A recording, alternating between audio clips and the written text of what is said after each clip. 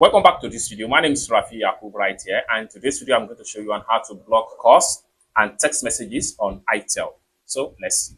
But before we dive into the tutorial, if you find this tutorial useful and you are fairly new to this channel, remember click on that subscribe, turn on the notification bell for more useful tutorial like this. So with that being said, let's get started. Alright, so the very first thing you need to do is to head over to your phone called iPad. So click on your phone call pad. So click on that. That's going to open up like so. Next thing you need to do is to simply click on your setting icon from the top. They take you right here. Next thing you need to do is to simply click on blocked numbers. Then take you right here. Now, you won't receive calls or text from blocked numbers. What you need to do is to simply click on add a number.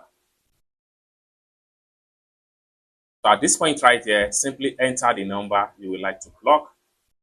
And once you enter the number, next thing you need to do is to simply click on block.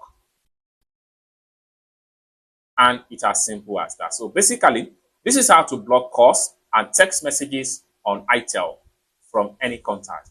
I hope you really got value from this video. If you find this video useful, give this video a big like, and also remember to subscribe to the channel for more useful tutorials like this.